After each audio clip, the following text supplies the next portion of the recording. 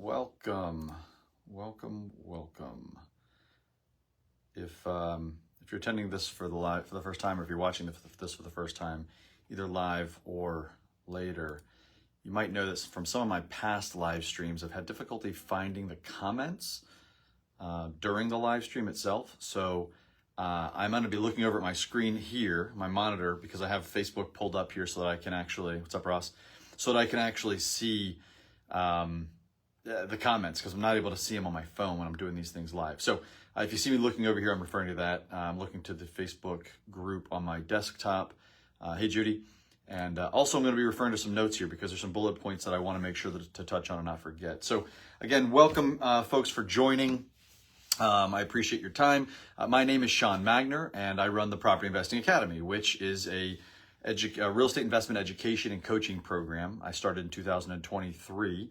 And also I run Monument City Capital, which is a Baltimore, Maryland-based hard money lending company where we offer short-term fixed to rent, fixed to flip loans for the acquisition and or renovation of investment real estate for real estate investors. So I'm coming today, what's up, Khalil? I'm coming today to talk to a case study. I had a situation happen recently with one of my coaching students / borrower clients. And I thought there was a lot of lessons to be had in it, and so I wanted to share it. So again, I pulled up some notes here. I'm going to also refer to a calculator, a deal calculator we used during the underwriting. And I'm also, as I mentioned, going to be looking at the Facebook group on my laptop or on my monitor here so that I can see comments as they come in. To that point, if you can hear this, if you would just drop something below, letting me know you can hear and see me. Recently, a borrower client / coaching student, a coaching student turned borrower client, put a deal under contract in Baltimore City. And the deal economics I'll explain here in just a minute, but what ended up happening is things kind of started to surface and present themselves to make the deal seem a little less than what we originally thought it was, both in the underwriting and in the communication and transaction with the wholesaler. This person selling the deal. So what I want to kind of talk of here is how, and I'm sure you've heard this cliche before, but sometimes the best deals are the ones you don't do at all. And this is a great situation or a great case study for that, or example of that. So to kind of back up and explain it a little bit, let me pull the calculator up and I can share some of the underwriting. So this particular property in Baltimore City, the wholesaler was selling for $93,000. My client got the deal under contract for $88,000.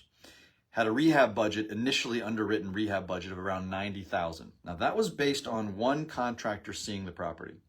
Keep in mind that the investor borrower client had not even seen the property yet. So $90,000 renovation budget with a $250,000 ARV. I was going to offer us a $178,000 loan, which if you're doing the math, that's around a 71% loan to value.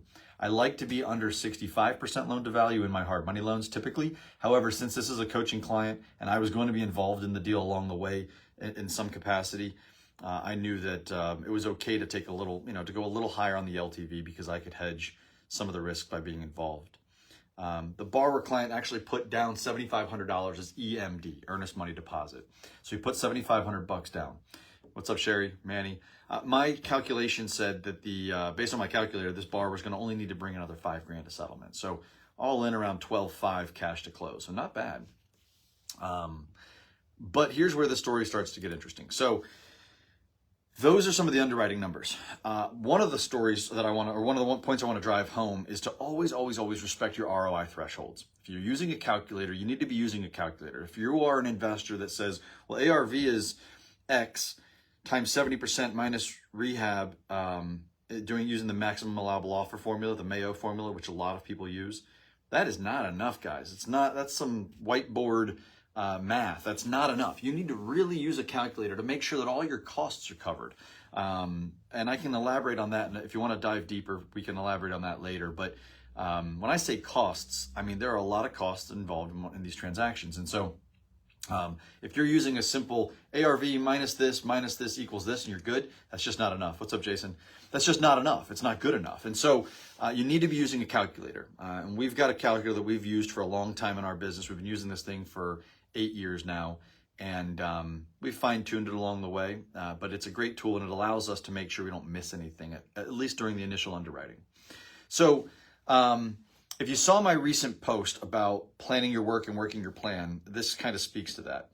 That's why we don't deviate. It's why we use a tool, we respect the tool and the numbers, and you don't deviate from it because of what you're about to hear. So let's fast forward. So the borrower puts the property under contract. He has this house under contract to buy, and he had not yet seen it. One contractor that he knows has seen it, and mind you, this will be his first fix and flip deal. And so one contractor has seen it. He has seen pictures of it, and he put it under contract and put earnest money down, and it did go hard. It was, the hard. When I say went hard, that means earnest money is down, right? Meaning it's now his to lose. And so he scheduled a meeting on a Monday morning with the wholesaler and 4 different contractors to meet there. And he and I had a coaching call the week before, and I instructed him and advised him to confirm with everyone, the wholesaler, that the seller was going to be available and be there and be present for the showings on Monday morning, and also the contractors to make sure they were going to be able to be there and be present for the showing and walk it, because everyone's time is sensitive, and if the seller is there and she's able to let people in, it's important that everybody show up on time. And he did just that. He confirmed on Friday, scheduled everything. The wholesaler said, yep, she knows you're coming, and the contractors all said, yep, we'll be there. Great. So come Monday, he asked me if I would come out and join him at the meeting. So I said, sure, I would. And that Monday, he and I showed up on time, and the first contractor arrived on time. Now, I was just going to be there for the first walkthrough, and then I was going to get out of there. But we walked up to the property, we knocked on the front door, no response. Banged on the front window, front door, still no response. About 5 minutes of this. So we're all sitting here looking at our phones, just buying time, wondering if we're ever going to get inside. And a few minutes later, a lady comes to the door, and she opens the main door, but not the storm door. She's talking to us through the door. She had no idea we were coming. She was not aware that we were coming. So somebody either lied or got it wrong. And so the wholesaler set the wrong expectation with us, that we went out there and potentially could have wasted our time because she was about to leave for a doctor's appointment. Okay, that's a problem. And so she did, after a few minutes of convincing and making phone calls to the wholesaler and my client making the calls, her making the calls, she finally agreed to let us in. So we came inside for a little while. We were in there for 5 or 10 minutes. Since I knew she had to leave, I advised him to take a quick video of all the floors and as many pictures as he could, and so that he had some, something to show the other contractors that weren't going to be able to walk it that day. So he was going to have to now call 3 people off and have them just cancel. So kind of messing a few people's days up, not at his cost, but not at his fault, but the fault of this wholesaler. So we get inside, we took the pictures, we walked the property. That contractor that was with us was able to actually give us a quote on the street, which was really nice, using a tool. I forget what he called that tool, but it doesn't matter. When I walked that property, I've walked hundreds and hundreds of, I've probably walked thousands of properties. I've done hundreds and hundreds of transactions and deals. And when I walked in that house, this lady was supposed to be out on Friday. Settlement was going to happen Friday. This was Monday. There was no way she was going to be out of that house on Friday. I mean, this house, she lived in it since 2016, not very long, but long enough to fill it. And when I say fill it, I mean fill it. There was nothing taken off the walls, no wall sconces taken down, cabinets were all still full. She hadn't packed a thing. So I knew right away, there's no way this transaction is going to happen on Friday. That was my gut. That's just from experience. You walk enough of these, you deal with enough of these people. You deal with enough people in these circumstances on both the wholesale side, the seller side. You just see it and you know, well, this transaction's not going down on Friday. Anyway, so we get out of the house. We learned that our first quote, if I go back to the calculator, that very first contractor quote was $90,000. Well, throughout multiple conversations that the borrower had with that contractor, the contractor couldn't really commit to the 90. He took it up to 100, then back down to 95 with some concessions. And so it was starting to look like the scope of work was moving. So if I'm on this calculator, by the way, 88 purchase, 90 rehab, 250 ARV, my calculator says a 10.9% ROI or a $24,500 profit. But if 90K rehab becomes $100,000 rehab, Now this guy's making $14,000 profit and a 6% ROI. A few things go wrong, just a few missteps, and a good deal can become a loser pretty quickly, or a decent deal can become a loser pretty quickly. And so, let me move my calculator back. The moral here is that our first contractor that provided that initial quote that made this deal happen started moving his number up. All right, now that's starting to affect my borrower's bottom line. The next quote from the contractor on the sidewalk came in at $130,000, somewhere around 130, 133 or something like that. So 90 to 130 is a big difference. That's a huge difference. Let me check the live stream. Jason said hello. Taking notes. Thanks for doing this live. You got it, Manny. There's a big spread there. One of the stories, one of the morals, the points to make there is, without a detailed scope of work, what should have happened is that the borrower, client, and investor that was taking this deal down, he should have been able to get in the property, do an entire scope of work or create a detailed scope of work and share that with all the contractors so they were all comparing an apple to an apple. But in this scenario, as you now know, only two people had seen it, the one that went there before him, the one that was there with us, and that's it. And there's now a $40,000 range in rehab. This is starting to get a little questionable. The deal is starting, we're poking holes in this deal now. So, what's up, Mike, Chad? So we fast forward to a couple days after this Monday. After that meeting, he canceled the other calls, did have some phone conversations, or the other meetings with the contractors. He did have a couple of conversations with them, and they were starting to throw numbers at him based on square footage and full gut rehab costs per square foot per their own experience. And the numbers were all coming in north of $100,000. So this renovation budget just went up by at least 10 grand, it seems, which means his profit went down by 10 grand. If he was only going to make $25,000 profit, now he's making 15. And if he was expecting to carry this thing for 6 months, $15,000 over 6 months, I'll let you decide if that's a deal for you or not. So now we get into talking with the contractor, or the wholesaler, I'm sorry. So we start talking with this wholesaler. Turns out this wholesaler had just quit his job with this big wholesale operation that he had the deal under contract with. And this was going to be his last open deal that he was closing out. And we learned he didn't, in fact, confirm the showing. He had relied on somebody in his office to do it, and she didn't. So just people are dropping balls all over the place here.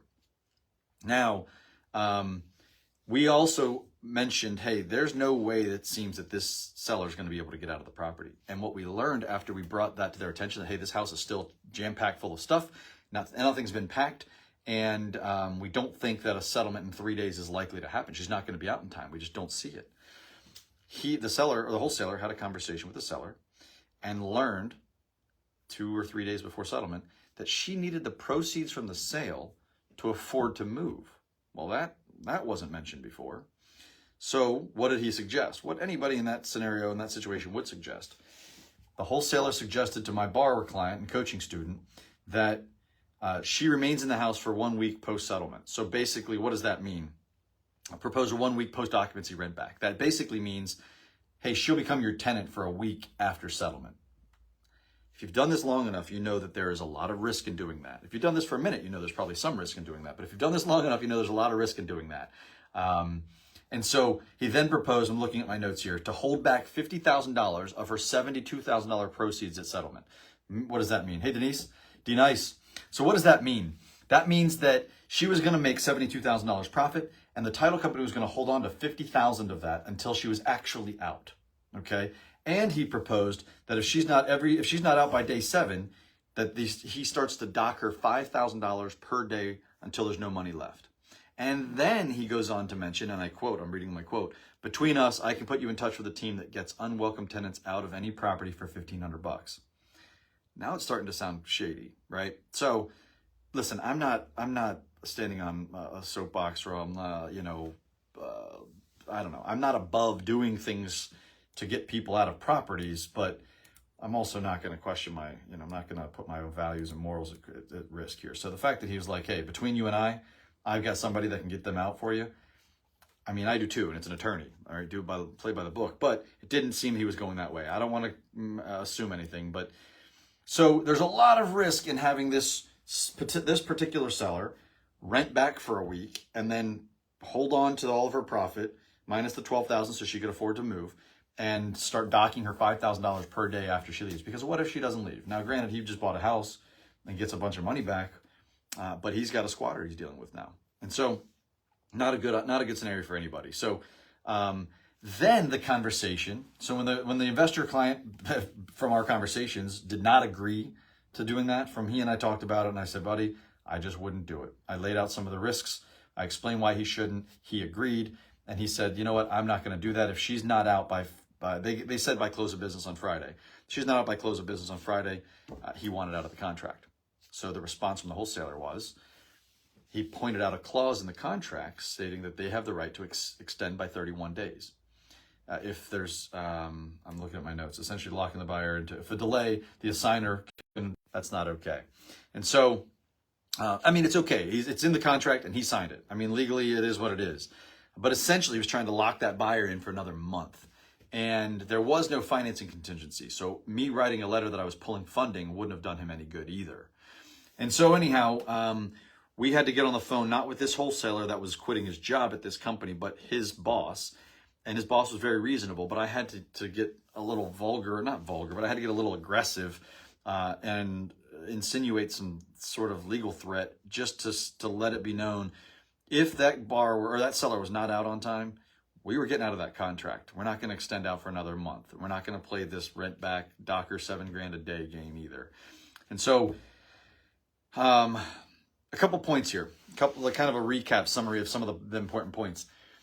It's always important to put a house under contract after you've seen it and created a scope of work that you can then give, and videos and pictures that you can give to contractors so they can create an apple-to-apple comparison, because we've got $40,000 spreads in rehab quotes. That's a big difference. These guys are clearly not renovating the house the same way, and had they been given a scope of work from this operator, they may have been able to quote it. The quotes should have probably come in a little closer to each other than they did.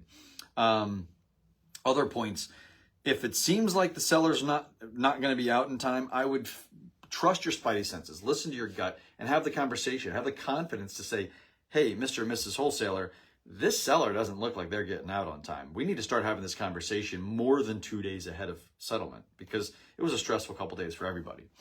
And then also, let me scroll back up in my notes here and just make sure I hit this. So proposing rent back to a seller that is in such a situation that they need the proceeds from the sale in order to afford to move, it's not a good move. It's just not a good idea.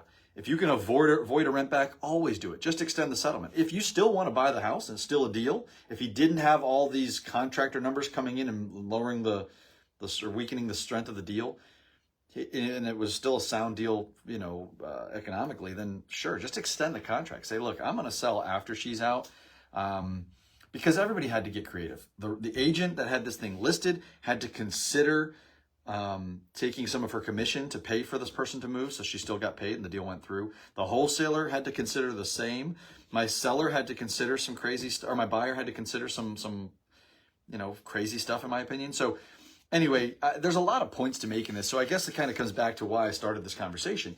Sometimes the best deals you do are the ones you don't do. That deal was getting weaker and weaker. And one of the big points to make is this, and I'll put it in you might even be able to see it already down below. Depending on the deal economics, so the numbers, and the scope of work, a good deal can quickly become a bad deal or a loser with just a few missteps. I have a couple of examples jotted down. So ARV, let's say that he was targeting 250, but it comes in at 240.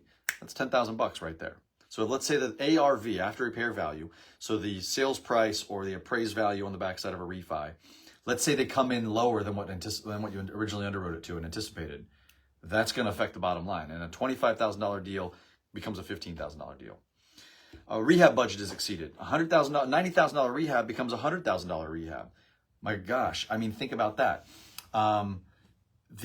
Jason, this was tenant occupied. Or no, I'm sorry, it was owner occupied.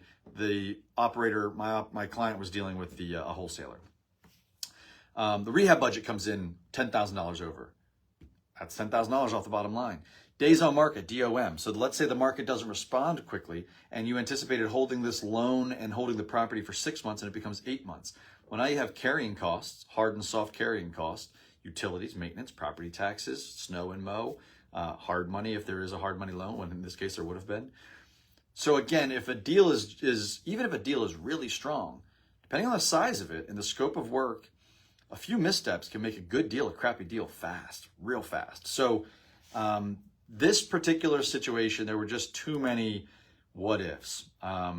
It became too tight. So between the seller staying in the house, the wholesaler, the communications going kind of sideways at every step, the deal, the construction component of the deal getting weaker and weaker through every conversation that the investor had with the contractors. It was important that he get out of that deal. If you have to make a deal, I had this conversation yesterday, in fact, with one of my mentors.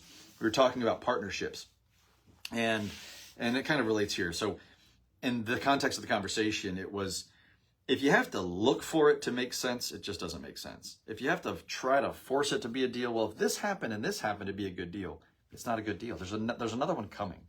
If you've ever seen any of my content, I talk about funnels often. If you fill a sales funnel up with a bunch of leads, the numbers might be off, but just go with me on this. 50 leads going to the top of that funnel, and down the funnel, you write 25 offers to get one deal. There's just going to be a lot of opportunity. So there's more leads coming every single day that you can underwrite and write offers on. So if you have to kind of make it a deal, take the emotion out of it. And again, this operator is going to be his first fix and flip.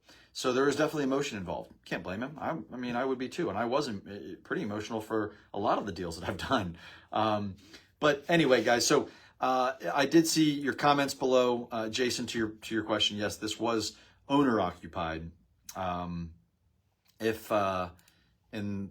case, it was owner occupied. So anyway, if you do have any takeaways, comments, questions, drop them down below. I'll be checking this after the fact so I can review it and respond rather.